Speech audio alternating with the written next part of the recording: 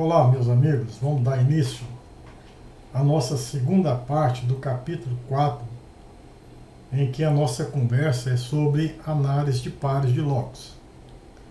Na parte 1, nós já falamos aqui sobre as formas como nós podemos calcular a distância, que representa a porcentagem de recombinação, entre dois locos. Nós lembramos que podemos obter essa informação por meio de um conceito biológico, por meio da porcentagem de gametas recombinantes, ou por meio da porcentagem de quiasma, que são pontos de intercâmbio genético que manifesta na subfase lá de Paquita, que é uma evidência citológica da permuta. Nós já falamos também que podemos obter de forma simplificada, aproveitando a informação, por exemplo, da frequência de um homozigoto recessivo numa população, bastante utilizada em populações F2, tanto em fase de aproximação e repulsão. E nós comentamos que o ideal seria uma técnica, um procedimento capaz de explicar a ocorrência de todas as classes da população que você está analisando. Pode ser 4 classes, o caso da F2 dominante, pode ser 9 classes, uma F2 codominante, e a ocorrência vai depender de um parâmetro que é a porcentagem de recombinação. Então a maneira seria usar o meta máximo a verossimilhança. Podemos usar como descrito anteriormente, de uma forma analítica, onde passa por todas as etapas do estabelecimento da função de verossimilhança, função suporte, posteriormente a função score, e igualando a zero nós temos o estimador daquela porcentagem de recombinação. Então envolveria as 3 etapas. Nós podemos fazer alguma simplificação, ou seja, apenas com a informação da verossimilhança, ou do LOD, ou de outra estatística qualquer, a gente chegar a uma estimativa razoável do parâmetro que a gente deseja conhecer. E por fim, nós vamos aqui ilustrar algumas estratégias bastante interessantes quando eu recorro a certos algoritmos, como aquele proposto por Newton Raphson, ou o algoritmo EM de esperança e maximização, para ter uma solução que possa atender a certos objetivos. Então nós vamos dar alguns exemplos. Nós vamos começar com o exemplo de uma população F2, derivada de um F1 duplo heterozigoto, com marcadores que manifestam dominância completa entre os alelos. E a gente vai imaginar que essa população F1, que tem esse indivíduo F1 duplo heterozigoto, ele se encontra, por exemplo, em aproximação. Nós fazemos o experimento, a parte experimental, a gente tem esse resultado. 4 classes e a quantidade observada. Foram estudados 102 indivíduos, 70 a traço B traço, 6 a traço B pequeno, 6 a pequeno B traço e 20 a pequeno B pequeno B pequeno. Então nós precisamos explicar esse fenômeno. Bom, nós podemos explicar como sendo o resultado de 2 genes independentes segregando. Se são 2 genes independentes, eu vou então recorrer a um conhecimento de genética. Então veja que essa quantidade esperada ela é intimamente relacionada com o meu conhecimento da área de genética. O Mendel já estudou 2 genes independentes e já nos disse, por meio dos seus experimentos, que o valor a ser esperado é 9331. Então será que esse experimento ele é tal como aquele realizado por Mendel? Ele também observa 9331? Se observar, posso recorrer a toda a teoria do Mendel, dizendo que existe 2 alelos para cada gene e eles segregam de forma independente. Mas pode ser que não. Então eu tenho uma outra teoria genética. Veja aqui o resultado da experimentação, conhecimentos genéticos que eu tenho. Um outro conhecimento genético é que se não estiver em cromossomos diferentes, não for independente, a possibilidade de estar ligado. Está ligado a uma certa distância, que traduz numa certa porcentagem de recombinação. E se assim for, eu tenho esses valores aqui que seria esperado. 1/4 menos 1 menos r ao quadrado, e assim vai. Como é que eu sei desses valores esperados na hipótese de ligação? Eu sei porque eu tenho conhecimento genético. Já sei perfeitamente que formam gametas paternais, formam gametas recombinantes. A união entre esses gametas vão ser ou paternais ou recombinantes. Então, eu tenho uma teoria de genética que me permite esse conhecimento. Pois, essa classe aqui, por exemplo, é alfa, então continua sendo aqui fundamentado na primeira lei de Mendel. Esses a pequena, formando com 1/4, esses indivíduos a traço formando com 3/4 de chance. A primeira lei funcionando. Eu só não tenho certeza se a segunda lei vai se manifestar. Se não se manifestar, eu tenho essa expectativa fundamentada no meu conhecimento genético. Então veja que existe a etapa A da experimentação, existe a etapa B, onde você manifesta o seu conhecimento genético do problema, existe a etapa C, que é a estatística. Eu preciso confrontar, tá certo? Esses resultados observados com as minhas expectativas. E se não for independente, vai ser ligado, eu preciso achar o valor de R. Aí então eu recorro à parte da estatística. Conhecer método máximo de verossimilhança sem conhecer a base genética, eu não vou chegar a lugar algum. Então esse aqui é um problema de genética, que eu recorro a um ferramental estatístico para resolver o meu problema. Pois bem, eu posso verificar se os genes estão ligados ou não estão ligados. Né? Nós já vimos aqui uma aplicação no teste quadrado, que eu me certifico se o gene A segrega como esperado, 3/1. Posso fazer um teste de agregação? Sim, ele segrega 3/1. O gene B segrega 3/1? Sim, segrega 3/1. Essa hipótese está associada ao grau de verdade. Agora, o gene A e B segrega conjuntamente, de forma independente, 3/1 com 3/1 daria 9, 3, 3, 1? Não. Então, veja, eu posso então ter uma informação qualitativa. Os genes são independentes? Não, não há segregação independente. Então, existe a evidência de ligação fatorial. E eu passo, então, a responder uma questão adicional. Se eles estão ligados, existe uma distância que se traduz numa porcentagem de recombinação. Eu preciso estimar esse valor de R. Poderia pular essa etapa e ir direto para calcular o valor de R. Eu posso perguntar se de fato sim estão ligados. Então vou estimar o valor de R. O valor de R, eu quero que ele explique todos esses resultados, o 70, o 6, o 6 e o 20. Eu não quero que ele explique apenas o 20, eu quero que ele explique todas as informações. Então a melhor maneira, nós já vimos, que é usar um método máximo de verossimilhança. Então vamos a partir de agora usar esse método. A primeira estratégia é usar o método de forma analítica, ou seja, passando por todas as etapas. Então eu sei que naquele fenômeno ele possa ser explicado por uma função de verossimilhança, que é dado pela própria função de probabilidade da multinomial, porque já tem aqui os produtos das probabilidades. Uma função de verossimilhança é o produtório da função de probabilidade ou da função de densidade. Pois bem, então eu vou declarar aqui a minha seno distribuição multinomial como sendo a própria função de probabilidade. É um produto e eu posso então recorrer a uma estratégia.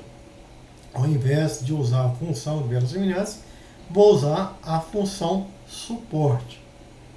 Bom, aqui é o logaritmo neperiano da função de verossimilhança. Temos aqui a função de verossimilhança, o logaritmo neperiano. Basta eu aplicar o logaritmo. Vai ser o logaritmo desse primeiro membro, o logaritmo de lambda, N1 ln de P1, N2 ln de P2, N3 ln de P3, N4 ln de P4. Bom, O lambda, a gente já sabe que é o 102 fatorial sobre 70 fatorial, essa constante que depende desses valores. Né? Então, Ln desse lambda. N1, que são 70, Ln de P1. O P1 eu tenho que saber as probabilidades. Esse é um conhecimento genético. Se os genes estão ligados em aproximação, a gente já sabe a porcentagem de recombinação, a gente já sabe as ocorrências dessas classes. Formam-se classes paternais, recombinantes, isso aqui é todo um conhecimento de mitose, de meiose, da formação do indivíduo, eu sei a frequência esperada. Isso aqui faz parte da genética. Então eu sei que esse P1 vale essa probabilidade. Esse P2 vale essa probabilidade. P3 é essa, P4 é essa. Probabilidade ancorada no meu conhecimento genético. Posso até, não é tão recomendável, mas transformar, colocar esse 1 menos R ao quadrado como sendo P. Então isso aqui daria metade mais 1/4 de P. Aqui 1/4 menos 1/4 de P. 1/4 menos 1/4 de P. E aqui 1 sobre P. Eu estou usando essa transformação, mas eu nem sequer recomendo que ela seja feita em estudos futuros. Porque para obter o valor de P, pode ser o valor de R, pode ser que seja mais fácil, mas depois, se eu quiser obter o valor da variância associada, por meio do índice de informatividade, eu posso ter uma dificuldade adicional. Então, essas simplificações que às vezes servem para alguma etapa, pode tornar outras etapas mais complicadas. Achar o valor de P, eu acho o valor de R, mas achar a variância de P não é tão simples passar para a variância de R. Pois bem, então tenho aqui essas expressões, posso aplicar aqui, tirar uma outra constante, tirar o mínimo de comum, né? Aqui vai ser 2, vai dar 2 mais P, aqui 4, 1 menos P, aqui 1 menos P sobre 4, aqui P, e colocar uma constante adicional, que é exatamente esses valores associados a essa constante, meio, né, 1/4, assim vai. Então, o fato é que eu tenho essa função suporte, que a gente vai obter a função score, né, que é a derivada dessa função suporte. Então, essas constantes, a derivada é nula, e eu tenho, então, 70 ln de 2 sobre P. Então, 70 ln de 2 mais P é 1 sobre 2 mais P. Então, resolvido. Aqui, 6 ln de 1 menos P. Derivado de ln de 1 menos P é 1 menos P, que multiplica menos 1. E assim vai.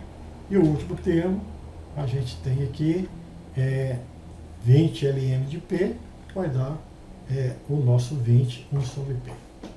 Tirando o mínimo de comum, eu passo a ter essa expressão. Pois bem, se eu quero, então, o valor da estimativa de R, no caso é P, porque eu fiz a transformação, basta eu tirar o mínimo de comum, né? Tem aqui a função suporte igual a zero, vou ter uma equação do segundo grau, e tem então os valores de P. Obviamente que são duas raízes, mas essa negativa ela não tem significado biológico. Eu vou afirmar que P é 0,7665. Como eu tinha adotado essa transformação, eu vou então estimar o valor de R como sendo 0,1245, 12,45% de recombinação, significa que eu tenho 12,45 centimorgos. Esse é o valor da distância entre aqueles dois blocos. Eles não são independentes, eles estão ligados a 12,45 centimorgos. Essa é uma estimativa de máxima verossimilhança. Ela explica todos aqueles resultados, o 70, o 6, o 6 e o 20, manifestado nas classes que a gente está analisando. Esse é o valor mais apropriado. Então veja que esse 70, 6, 6, eu poderia insistir em explicar sendo independente, não é. Então veja que não existe uma concordância, uma aderência entre o valor observado e esperado. poderia explicar por uma outra estimativa, essa fundamenta apenas na classe homozigoto recessivo, então eu poderia explicar esse 20, mas veja que eu não explicaria tão bem os demais valores como eu explico se eu adotar o valor de R 12,45. Então esse valor 12,45 explica convenientemente esse 20, explica esse 6, explica esse 70. Então essa estimativa aqui, ela é de máxima verossimilhança, né? Ela tem um parâmetro R, e esse parâmetro a ser usado na função de probabilidade tem a capacidade de dizer que esses valores eles são verossímeis desde que a função seja multinomial e o valor de R seja 12,45. Então essa é uma estratégia que a gente chama de estratégia analítica. Pois bem, eu posso estabelecer a função de verossimilhança e usar uma outra estratégia que não seja analítica. Uma que, por exemplo, eu nem preciso obter a função suporte. Se eu estabelecer a função de verossimilhança, tal como nós apresentamos aqui, ela está estabelecida. E eu posso atribuir, ela é função apenas de R. É uma constante que multiplica esses valores que são funções do valor de R. E posso atribuir o valor de R. R igual a 0, 0,1, 0,2, 0,3, até 50 centimorgão. Então, se a gente fizer assim, veja, nós não estamos precisando mais da função suporte, nem da função score. Eu posso ter o valor de L, né, dado por aquela maneira, e atribuir o valor de R, variando de 0 até 50 centimorgão. E eu vou testando cada um desses valores, e na hora que eu encontrar esse ponto de máximo, eu vou projetar e vou identificar que esse valor aqui é exatamente o valor 12,43. Bom, eu posso testar 12, 10, 11, 12, então eu vou ter uma aproximação ruim. Mas posso testar 10, 10,1, 10,2.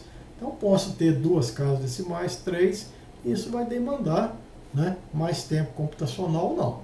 Mas é simples porque eu sei que varia de 0 até 50. É um espaço delimitado, pequeno. A solução não está em menos infinita, mais infinito. Por isso que essa análise gráfica ela é interessante. E vai ser utilizado em muitas situações, né? Principalmente, por exemplo, em F3, F4, onde é difícil de estabelecer aqueles valores esperados.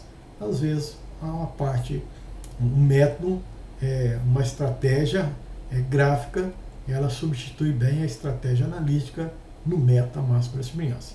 Continua sendo método da máxima verossimilhança, porque a tomada de decisão é aquela que conduziu a maior verossimilhança. Esse valor do eixo aqui, veja que esse número aqui é muito pequeno, né?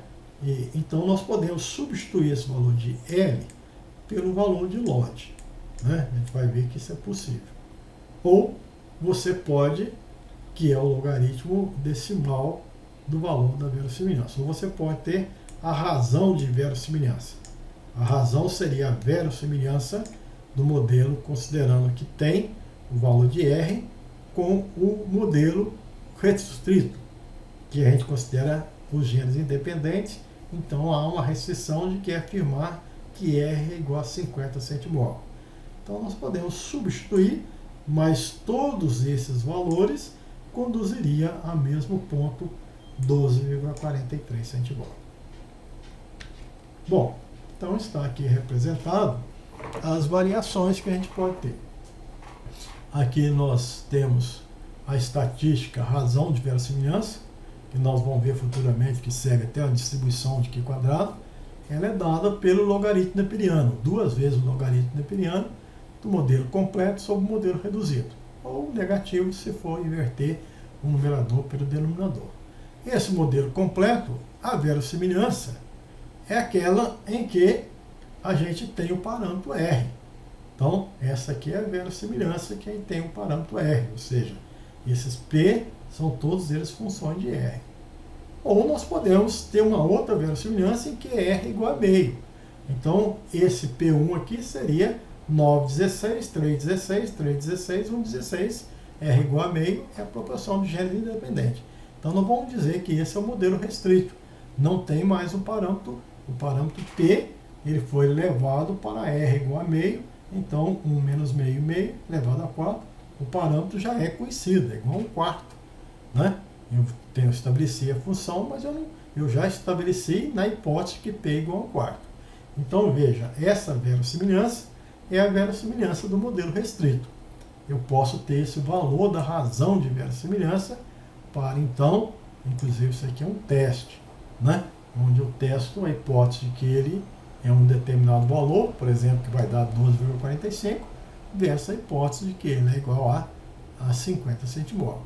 Então, posso já, e como isso aqui tem distribuição de Q quadrado, se isso aqui for igual a LR, eu posso até inferir que esse valor aqui, se ele atingir mais do que determinado valor, né, por exemplo, grau de liberdade igual a 1, o valor de Q quadrado é 3,84, se ele for maior que 3,84, há a hipótese de que o valor de R seja 12,45, ela é significativa em relação à hipótese de que o valor de R seja 50 centimol.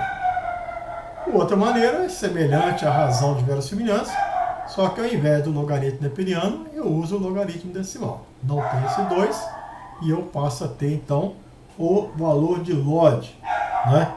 Que ele representa a probabilidade de estar ligado sobre a probabilidade de estar independente, o logaritmo decimal dessa razão. Então, esse gráfico, ele, por uma questão de representação, eu posso simplesmente colocar no eixo Y o valor de LOD. E aí, de uma maneira empírica, a gente acredita que o LOD seja significativo, né? Ou tenha significância, tem um significado, quando acima de 3. A gente percebe que existe aqui uma relação entre o valor de LOD e o valor de R, se eu quiser aqui transformar para logaritmo neperiano. Então, nesse exemplo, considerando que eu trabalhei aqui com LOD, a gente fez e percebeu que se atribuísse o valor de 0 até 50, a gente vai obter um valor de LOD máximo, né, igual a 10, e esse valor corresponde exatamente ao valor de R que conduz ao LOD máximo a 12,45. Então, a maneira gráfica que me permitiu ter uma estimativa, né? Não foi necessário derivar, não foi necessário igualar a 0, e eu tenho aqui uma estimativa rápida do valor de R, mas um pouco trabalhosa, porque eu teria que fazer várias tentativas.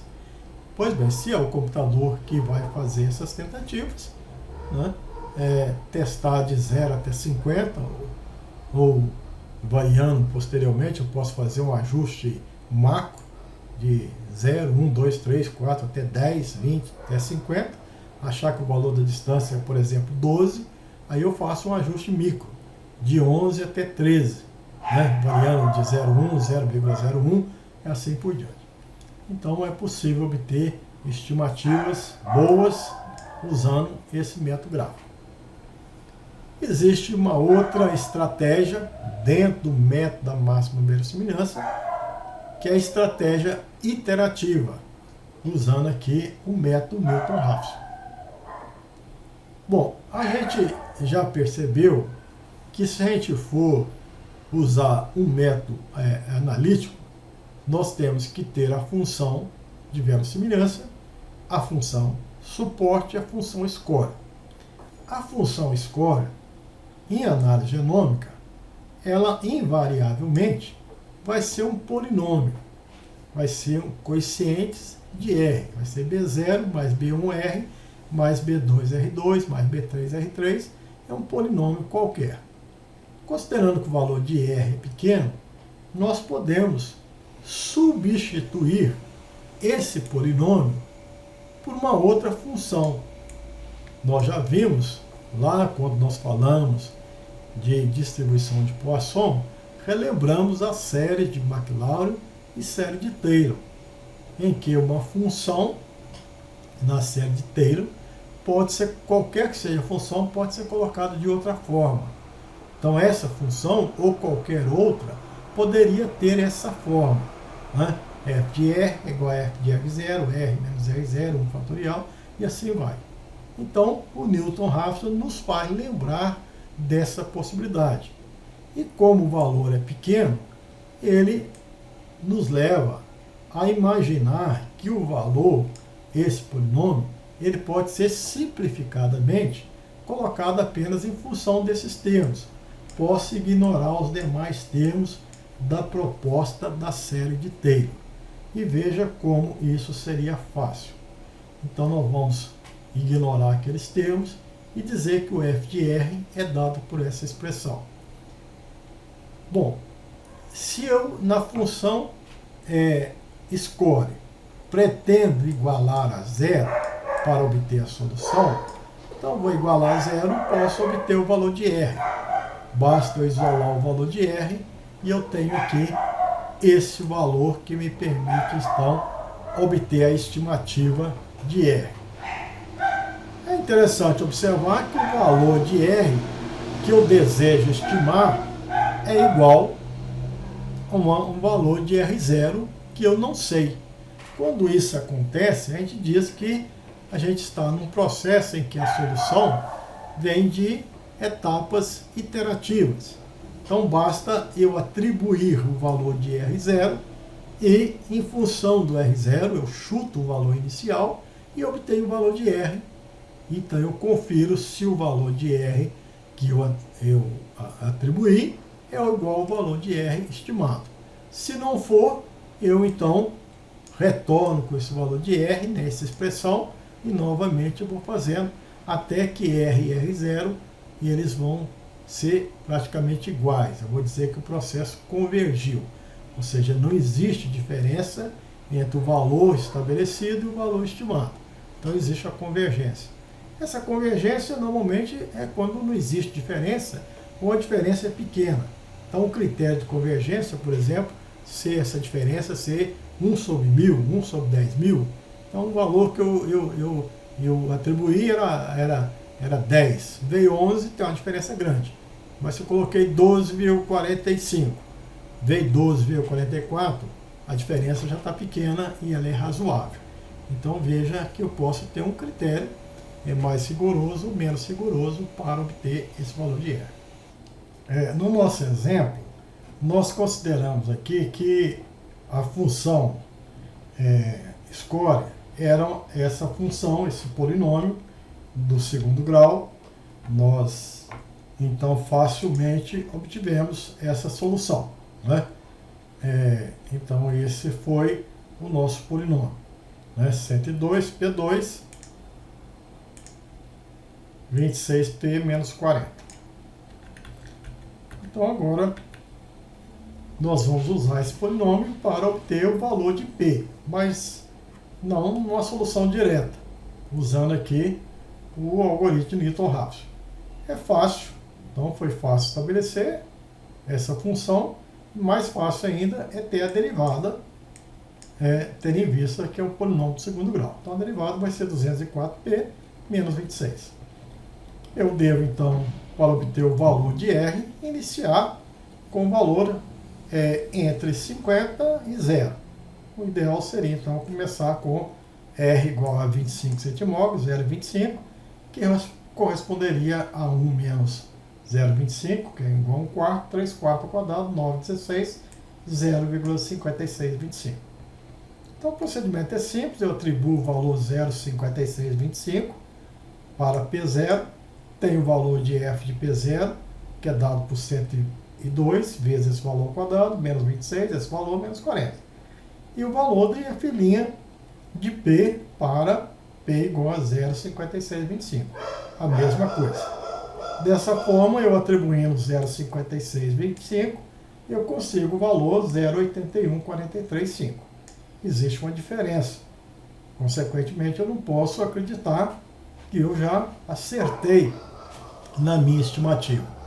Então, o novo processo de iteração continua. Eu vou agora colocar o valor 0,8143 na expressão, obter o valor de f de P0, f' de P0 e obter 0,76. Veja que existe uma diferença um pouco menor entre o valor atribuído e o valor obtido. E assim sucessivamente. Se eu colocar 0,56, obtém 0,81. Se eu colocar 0,81, vem 0,76. 0,76 vezes 0,766. E aqui eu vou imaginar que houve uma convergência. Então o valor de P é 0,76651. Usando a transformação, há uma correspondência de R 0,1245. Esse valor é exatamente os valores já obtidos pela análise gráfica ou pelo método analítico. Então, é uma alternativa que me evitou, ou eu, dentro da função score, eu posso, se ela for complexa, ter uma alternativa interessante. Existe uma outra alternativa que nós vamos detalhar aqui, que é o algoritmo EM. O algoritmo EM é uma estratégia de análise aplicável em várias situações, não é apenas para cálculo de porcentagem de recombinação. É um instrumento estatístico muito poderoso, onde eu tenho uma fase de esperança ou de maximização. Então, veja inclusive que a gente falou que uma maneira de estimar o valor de R seria por meio da frequência de gametas recombinantes. E nós colocamos aqui a ideia de calcular a frequência gamética não seria tão viável quando se estuda espécies diploides, né? Você não vai contar quantos gametas cada indivíduo produziu. Nós temos informações do genótipo dos indivíduos. Mas a gente vai verificar que a estratégia EM, se observado uma série de particularidades, permite retornar ao conceito de que distância é igual a porcentagem de recombinação.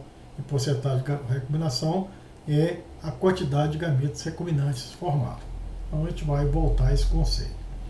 Pois bem, então a gente vai atribuir um valor inicial, esse aqui é a característica do algoritmo EM, e nós vamos ter dois passos, o passo E e o passo M. O passo E é uma esperança de ocorrer valores tendo em vista o valor R0 que você estabeleceu. E o passo M é o passo que você obtém a estimativa, né? Para aquele valor R0 que você estabeleceu, você tem uma estimativa tal como nós falamos aí sobre o Newton-Raphson, né? Ou seja, você vai conferir se convergiu. E como que você obtém essa estimativa?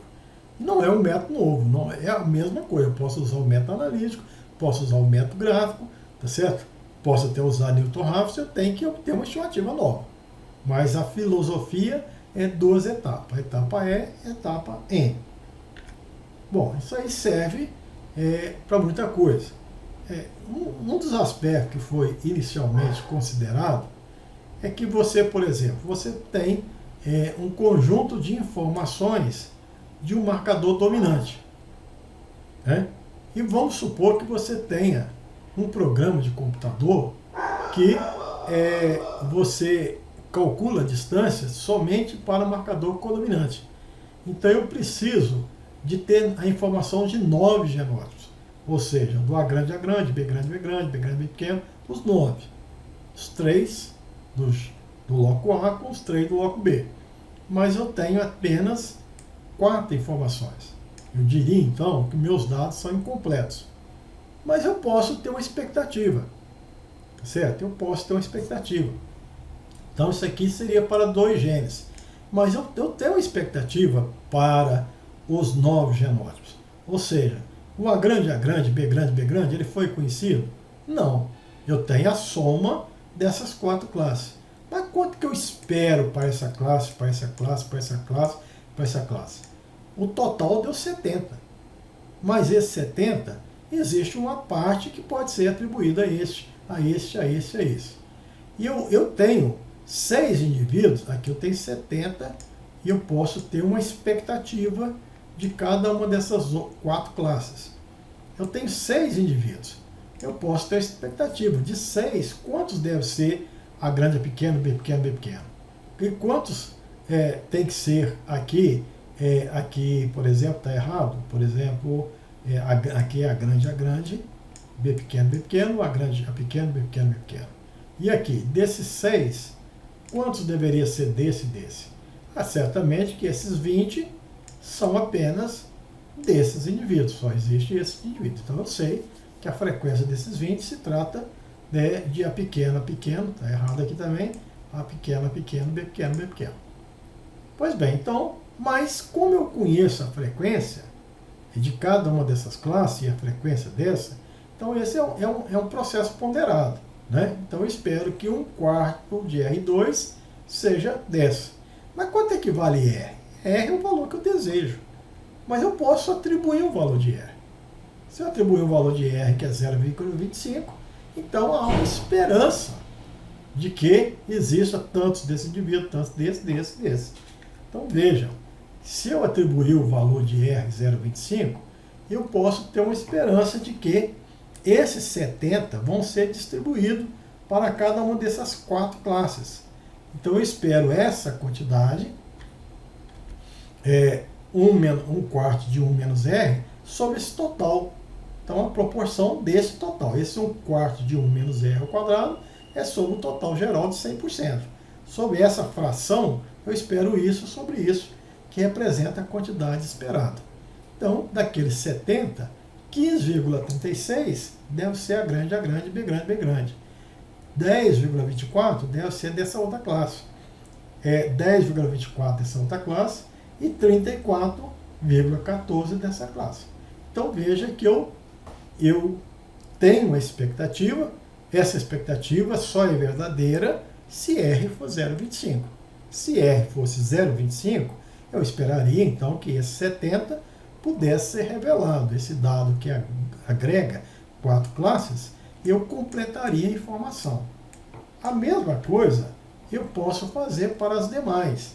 Então veja que eu tenho aqui os valores N1, N2, N9, que seria então o resultado daquela decomposição, ou seja, daquela união, eu consigo revelar cada uma dessas classes.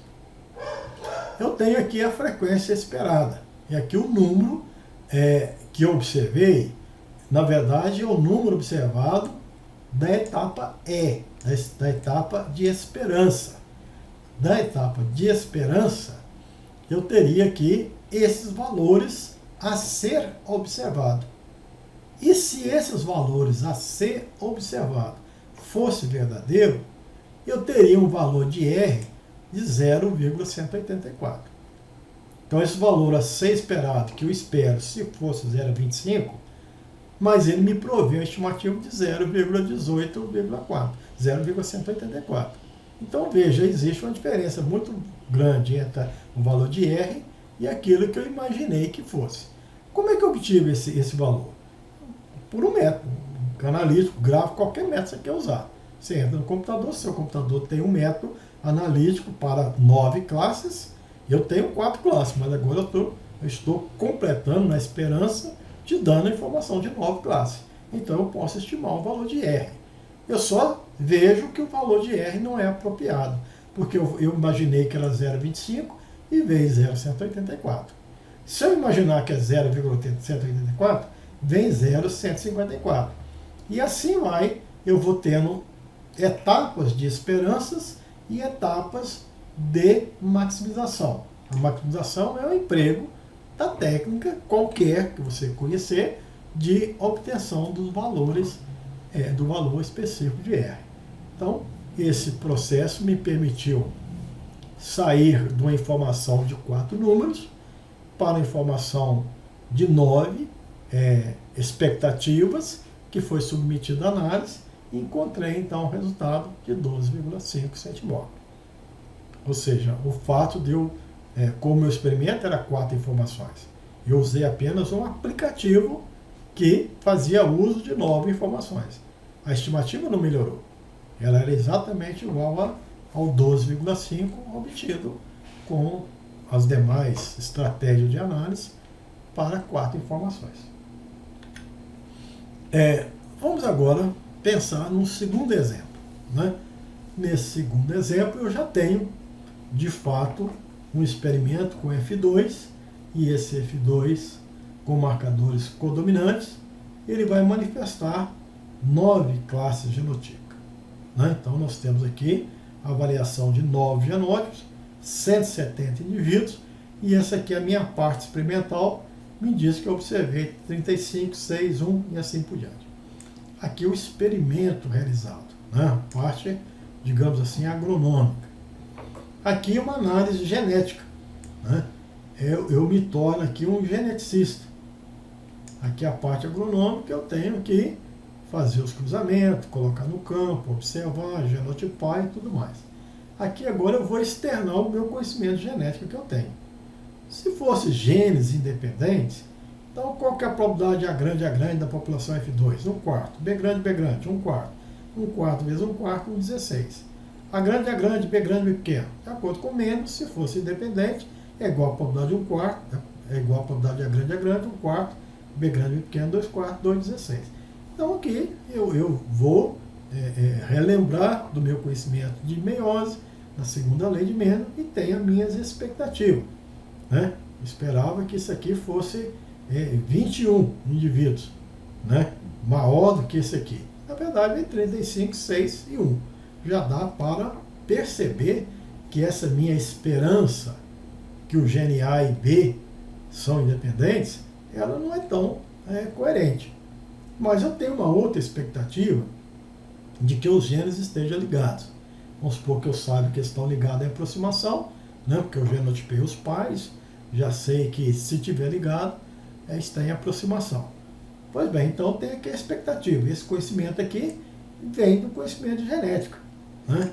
Da lei da segregação, vai funcionar direitinho. 1/4, 2/4 e para 1/4. Aqui não resta dúvida, que vai ser 1/4, 2/4, posso testar aqui que vai dar certo. Mas a segregação conjunta não é 1,16, 2,16, 1,16. Ela é função de R, e eu lembro desse quadrado da união dos gametas, alguns gametas mais frequentes e outros menos frequentes. Então daria esse valor. Então precisa agora obter, se não são independentes, são ligados. Se são ligados, eu tenho 9 informações e eu preciso do valor de R que melhor explica todos esses resultados. O 35, o 6, o 1, o 2, eu não tenho. Eu não vou usar uma equação para obter o valor de R. Eu vou usar todas as informações. Usar todas as informações observando a distribuição. Isso significa que eu vou optar pelo método da máxima verossimilhança. Bom, será que eu posso passar por essa etapa? Me certificar que se o gene A está segregando mendelianamente, ele segrega 1/2/1, é marcador codominante, o teste é 1/2/1. Grau de liberdade 2, ótimo, segrega 1/2/1. O gene B segrega 1/2/1 com 2 graus de liberdade? Sim, segrega 1/2/1. E análise conjunta? Será que você tem uma segregação independente 1/2/1 com 1/2/1? Não, não tem. Se não tem, então eu rejeito, é uma rejeição da hipótese de independência e uma evidência da ligação fatorial. Então esses valores que eu observei, eles estão diferentes, bem diferentes dos valores esperados na hipótese de genes independentes. Então eles estariam ligados. Se estão ligados, eu vou obter o valor de R, usando o método da máxima verossimilhança. Na estratégia analítica, eu obtenho a função de verossimilhança. Então tenho o valor de lambda, que representa o N fatorial, que no caso são cerca de 170 indivíduos, né? Sobre N1 fatorial tem N9 fatorial. O N1 é 35, tem N9 que é 48. Vezes P1 elevado a N1, P2 elevado a N2, Pn elevado a Nn. Então isso aqui é a definição da função de verossimilhança. Certo? No caso da distribuição multinomial, é a própria função de probabilidade. Eu preciso saber da estatística. A estatística é fundamental para que eu reconheça a função de verossimilhança. Então, é um evento de ocorrência de classes de uma variável aleatória discreta e a função de verossimilhança é essa aí. Não posso ter dúvida estatística. E tenho que ter conhecimento de genética, porque o P1, tá certo? O P1 eu sei que vai valer 1/4 de 1 menos R ao quadrado. Como é que eu sei que P1 vale 1/4 de 1 menos R ao quadrado? Eu vou ter esse conhecimento em livros de genética, certo? Eu não vou num livro de estatística para saber que a probabilidade de A grande, A grande, B grande, B grande, se estiver ligado, né, numa população F2, porque se fosse numa população de dupla haploide, não seria isso. Se fosse numa população qualquer, não seria isso. Mas na população F2, eu tendo meu conhecimento genético, vale 1/4 1 menos R ao quadrado. Então veja que eu vou estabelecer a minha função de verossimilhança e nessa função ela agrega o conhecimento da estatística e agrega o conhecimento genético. Então está colocado dessa forma, eu tenho aqui as várias probabilidades. Posso até simplificar, porque muitas dessas probabilidades são iguais, né? Isso aqui é 1/4 de 1 menos R, isso aqui, essa probabilidade aqui, por exemplo, é igual a essa, né? Aqui é igual a essa, que é igual a essa, né? Essa aqui é igual a essa aqui é igual a essa, e essa aqui é diferente. Então, na verdade, em termos de probabilidade, são 9, mais 4 tem valores semelhantes, e semelhante igual a esse valor. 2 é igual a esse, 2 é igual a esse, e 1 é igual a esse aqui. Então, posso colocar sob forma de PA, PB, do jeito que eu quiser fazer as simplificações mais apropriadas. Então, veja, eu passaria a ter a função suporte, que é o logaritmo neperiano, dessa função de verossimilhança, e daria, então, a soma desses logaritmos. Eu poderia ajustar para esse caso específico, porque tem probabilidades iguais, então eu posso somar aqui as classes cujas probabilidades são iguais. Então veja que a função score, função de R, ela é dada por essa substituição. 2A, o que é A? A são aquelas classes cuja probabilidade é 1/4 1 menos R ao quadrado. 1/4 1 menos R ao quadrado, essa classe aqui 35 e essa outra classe aqui 48. Vai dar então um total de 83. Então 83 que multiplica com 1/4 de 1 menos R ao quadrado. Então eu vou colocar aqui e vou colocar o 83. Já vou agregar as probabilidades comuns. Teria essa função. A função score eu vou derivar em função de R. Veja que tem que considerar aqui as derivadas desses logaritmos de R e vou ter, como de costume, um polinômio. Tá certo? Um polinômio aí de grau 3. E eu vou encontrar as raízes. Isso aqui, hoje em dia, tendo alguns recursos computacionais, se você quiser usar o próprio programa Gênesis, ele obtém as raízes de qualquer que seja polinômio, raízes reais e raízes complexas. Né? Então, rapidamente, ele calcularia 0,045. Então, essa é uma maneira analítica de obter a estimativa. Existe uma estratégia gráfica. Né? Neste caso, nós atribuímos valores de 0 até 50 e eu vou então obtendo os valores de LR, de L, de LOD e nessa análise eu vou perceber que existe aqui um valor máximo de LOD, 53, bem grande, que corresponde a um valor de R, aqui eu vou verificar, 4,5. É um processo que não precisa da função suporte e nem da função score. Né? A própria função de verossimilhança me permite chegar ao valor de R. Obviamente que eu vou ter que atribuir vários valores, mas essa é uma tarefa que o computador ele vai fazer para a gente.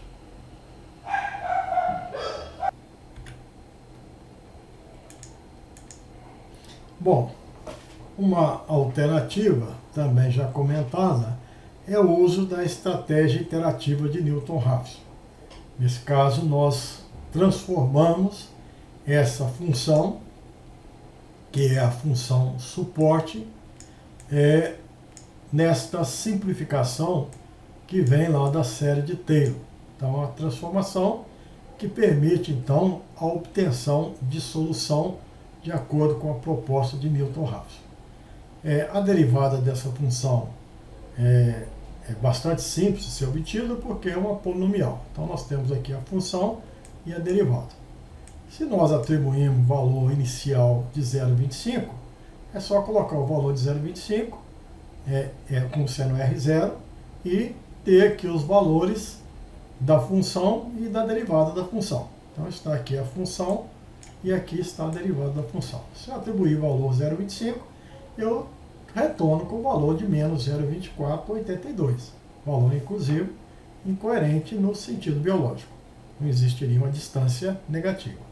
Mas eu atribuo esse valor, tem um valor negativo. Atribuo esse valor negativo, tem esse outro valor. E assim eu vou até chegar à sexta iteração, em que a estimativa é revelada como sendo de 4,5 centimorgan, 4,5 a porcentagem de recombinação. É um processo bastante simples, né? Normalmente feito por meio de um processamento computacional, e chega a esse resultado. Bom, nós temos agora que considerar uma estratégia EM. Ela já foi discutida no exemplo anterior, e só que nós vamos apresentar a estratégia EM no novo contexto, para reforçar essa ideia de que o EM não é algo fixo, mas é uma filosofia de interpretação, de análise e de ferramenta para obtenção de resultado. Para ser EM tem que ter as duas etapas, esperança e maximização. Como que você vai usar essa estratégia de esperança e maximização? Isso é você que vai estabelecer. No exemplo anterior, nós transformamos 4 informações em 9 informações. E essa 9 vinha da esperança. Nesse exemplo agora, tem um interesse em particular que nós vamos dizer que a porcentagem de recombinação é igual à soma de gametas recombinantes. Mas como é que eu vou obter a soma de gametas recombinantes se eu tenho indivíduos e não gametas, né? Nós até argumentamos que numa população F2 podias fazer uso da frequência do homozigoto recessivo, porque eu não poderia enxergar a frequência gamética. Então, por isso que eu faria essa simplificação. Mas, na verdade, pode sim.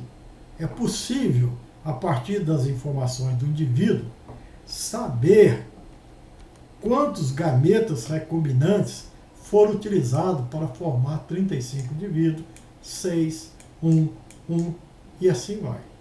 Então veja que essa informação, apesar de ser de indivíduo, eu posso ter uma esperança de quantos gametas recombinantes eu gastei para formar esse indivíduo. E se eu tiver essa esperança, eu posso quantificar e aí usar o algoritmo EM e o conceito de que R é a soma da quantidade de gametas recombinantes dividido pelo total. NI é a quantidade essa quantidade de gametas recombinantes, ou seja, N recombinantes de cada uma dessas classes dividido pelo total. Então, preciso conhecer a quantidade de gametas recombinantes. Eu sei que A grande, B grande, B grande, eu sei a quantidade. A quantidade observada que eu tenho são 35. O outro são 6. Tá certo? Então, existe 35 indivíduos desse tipo. Existe 6 indivíduos desse tipo. E assim vai até chegar aos 48 do recessivo. Né? Então, existe 48. Bom, eu sei qual que é a frequência esperada com base no valor de R que a genética me ensina.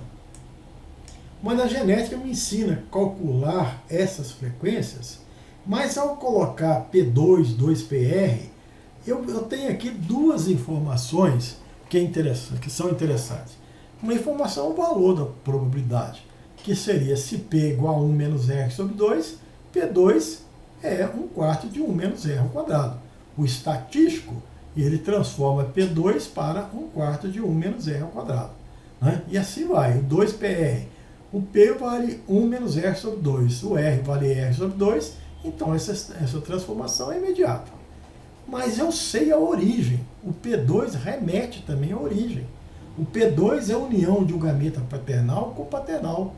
Então, para formar esses 35 indivíduos, nenhum gameta recombinante foi utilizado. Foi utilizado apenas paternais. Então, qual que é a probabilidade de ter um gameta recombinante para esse genótipo? É zero. Esse indivíduo, A grande, B grande, B pequeno, ele é 2PR. Ele envolve um gameta paternal e um gameta recombinante. Então, qual a probabilidade de eu encontrar um gameta recombinante? É meio. E esse indivíduo, ele é a união de dois gametas recombinantes. Então, qual a probabilidade daqueles indivíduos serem recombinantes? 100%. Então, desses 6 aqui, por exemplo, 50% veio, tá certo? 50% dos gametas usados para formar esses indivíduos são recombinantes. 50% são paternais. E assim vai. O problema é para esse indivíduo duplo heterozigoto. Esse indivíduo duplo heterozigoto, que são A grande, A pequeno, B grande, B pequeno, esses 4, ora são formados pela união de gametas paternais e ora são formados pelos gametas recombinantes. Ele tem essa frequência total, mas existe uma chance 0 de ser paternal, existe uma chance 1 de ser recombinante. Então, a probabilidade de se ter gametas recombinantes para essa classe vale esse valor aqui. Né?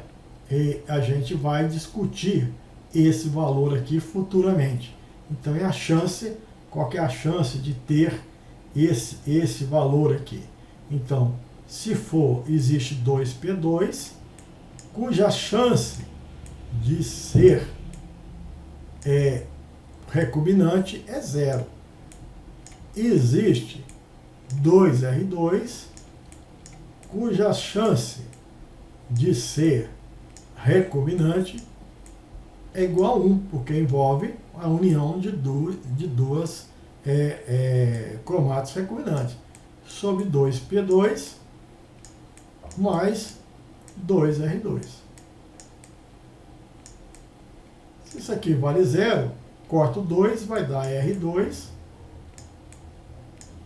sobre P2 mais R2.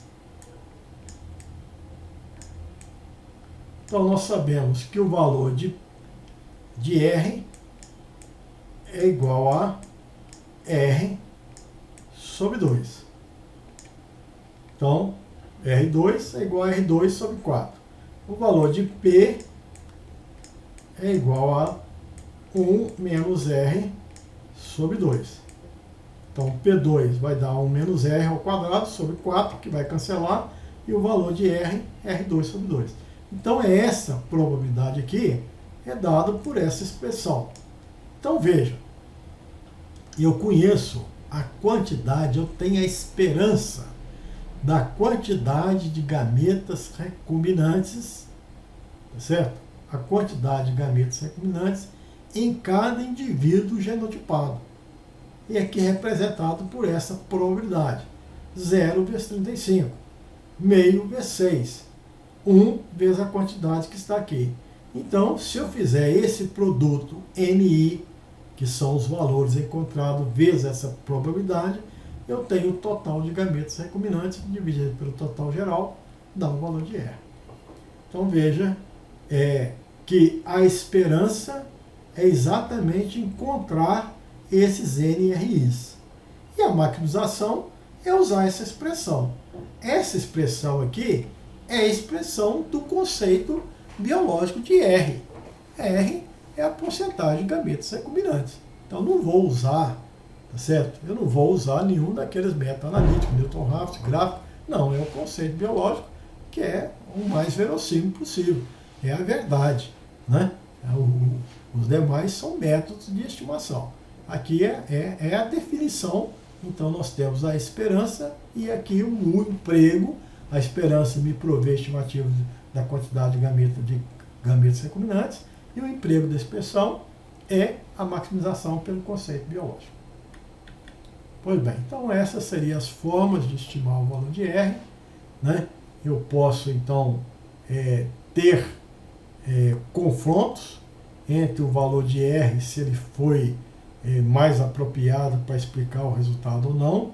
Nesse caso, eu posso usar a razão de verossimilhança. No exemplo 1, nós obtivemos o valor da razão de verossimilhança para afirmar que era 12,45 centimol, esse valor. Agora, se eu afirmar que era meio, modelo restrito, a verossimilhança é esse valor. Então, a razão de verossimilhança é dada por 2 logaritmos dessa divisão.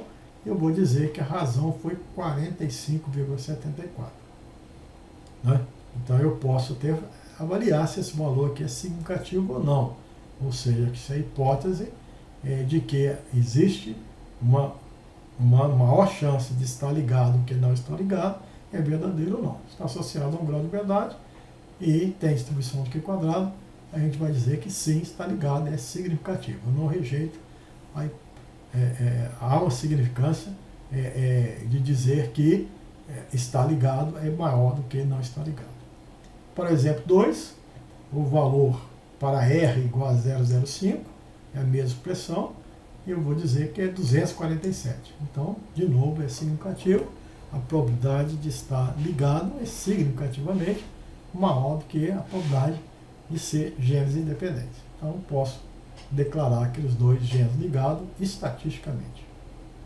Posso ter uma estatística que não segue uma distribuição, para eu ter uma inferência de probabilidade, mas posso calcular um valor de log. Esse valor de log é bastante semelhante, só que envolve o logaritmo decimal. Né? Então, na primeira situação, a probabilidade está ligada usando essa estatística de log era 9,93, e para o segundo exemplo, 53,74. Então, mesmo empiricamente, se eu adotar o nível de log igual a 3, é significativo, ou seja, está ligado. Então, basicamente é isso que a gente queria apresentar, as formas de obter o valor de R por meio do método da máxima verossimilhança.